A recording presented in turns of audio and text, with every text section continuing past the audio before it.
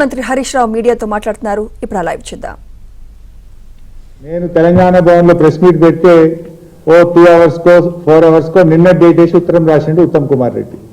ఇవన్నీ వివరాలతో సహా ఎప్పుడు ఉత్తరం రిలీజ్ అవుతుంది. ఎందుకంటే నిన్న ఉత్తరం రాస్తే నేను రిలీజ్ చేయాలి కదా. నేను ప్రెస్ మీట్ పెట్టినాక రిలీజ్ చేసినామంటేనే బ్యాక్ డేట్లో రాసినట్టు. సరే,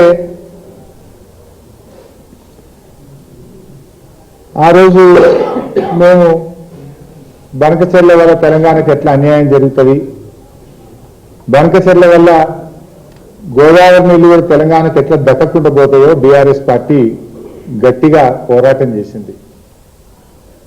మేము పోరాటం చేసినప్పుడు కేంద్ర ప్రభుత్వం అదే సమయంలో ఆంధ్రప్రదేశ్ తెలంగాణ ముఖ్యమంత్రులతో మీటింగ్ పెట్టింది.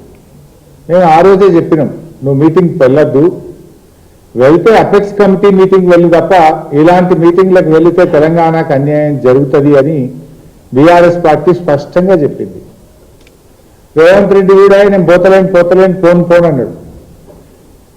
రేపు మీటింగ్ అయితే ఇవాళ పొద్దుగాల కూడా పోనన్నాడు. కానీ ఈ లోపల ఏమైందో పొద్దుకి విమానం ఎక్కిండు, పోను అనుకుంటేనే తెల్లారిపోయి మీటింగ్ అటెండ్ అయ్యింది. మరి ఆ రోజు మేము అడిగినాం, బీఆర్ఎస్ పార్టీ పోనన్నావు కదా ఎందుకు పోయినామని మేము ప్రశ్నించినాం. ఢిల్లీలో విలేకరులు కూడా అడిగితే లేదో నేను సంతకమే పెట్టలేదు అన్నాడు. ఇలాలో ఎజెండాలో బనకచెర్ల ఐటమే లేదు అన్నాడు. అనుకుంటా పోయి మీటింగ్లో కూర్చున్నాడు.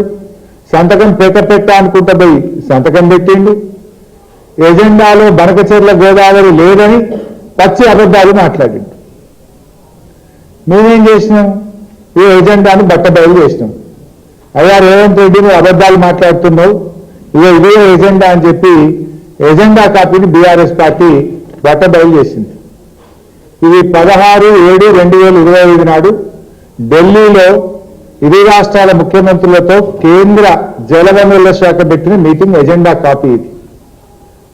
లేవా అరవై ఏం చూపిస్తలేరు తమ్ముడు, పెట్టుకోలేదా? సరే పర్లేదు. This the agenda copy. ఈ ఎజెండాలో మీరు చూడండి, ఫస్ట్ ఐటమే Godavari Banakacherla link project. The very first item Godavari Banakacherla link project.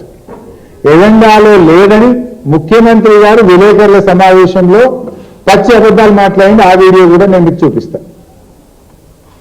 అయితే ఇది ఎజెండా మేము బయట పెట్టడమే కాదు, ఆంధ్రప్రదేశ్ మంత్రి నిమ్మల రమానాయుడు గారు కూడా రేవంత్ రెడ్డి బండారాన్ని బయట పెట్టిండు. స్పష్టంగా నిమ్మల రమానాయుడు గారు బయటకు వచ్చి ఏం చెప్పిండు, ఆంధ్రప్రదేశ్ నీళ్ల మంత్రి బనకచెర్ల మీద చర్చ జరిగిందని, గోదావరి బనకచెర్ల ప్రాజెక్టు ముందుకు పోవడానికి ఏ రాష్ట్రాలు కలిసి కమిటీ వేసుకుంటున్నామని మీటింగ్లో నిర్ణయమైందని కూడా చెప్పిండు.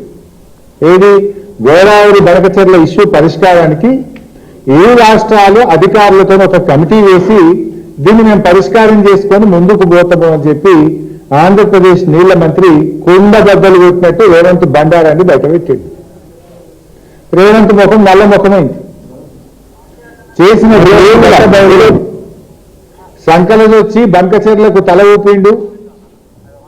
బయటకు వచ్చి ఇవన్నీ బయటకు వచ్చే వరకు లేదు నేను కమిటీకి ఒప్పుకోలే, కమిటీ అయ్యా అని బుకాయించిండు. కమిటీ అయ్యా అన్నాడు, కమిటీ అయ్యా అని బుకాయించిండు. ఇది ఎట్లుంటుందంటే కథ మనకు తెలియదేం కాదు. గతంలో గత చరిత్ర చూస్తే కూడా తెలంగాణ ఉద్యమకారుల మీదనే ఎవర్రా జై తెలంగాణ అంటుండు అని ఉద్యమకారుల మీద తుపాకీ గురిపెట్టిన రేవంత్ రెడ్డి నా అంత తెలంగాణ ఉద్యమకారులు లేడని మాట్లాడతాడు. సోనియా గాంధీ గారిని పట్టుకొని బలిదేవతాన్ని తిట్టినటువంటి రేవంత్ రెడ్డి అసలు సోనియా గాంధీని దేవత, అసలు కాంగ్రెస్ కు నా అంత విధేయుడే లేడు అని మాట్లాడతాడు.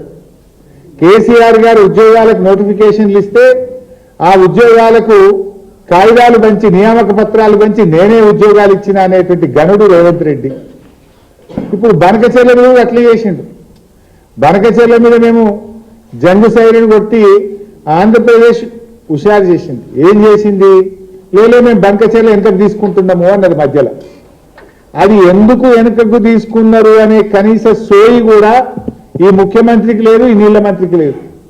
లేక ఏమన్నారు తెలుసా, లేదే మా పోరాటానికే బనకచెర్ల వెనకకు తీసుకున్నది ఆంధ్రప్రదేశ్. ఇది మా విజయం అన్నాడు ఉత్తమ్ కుమార్ రెడ్డి. అయితే ఇలా కనీసం స్టోరీ లేదు. యాక్చువల్గా బనకచెర్ల ఎందుకు వెనకకు తీసుకున్నారో తెలుసా బైసప్? బనకచెర్ల అంటే గోదావరి బనకచెర్ల, అది లింకు. గోదావరి బనకచెర్ల లింకులో మీరు చూసినట్టయితే గోదావరి నుంచి బనకచెర్ల అనేది Srisailam back water head regulator.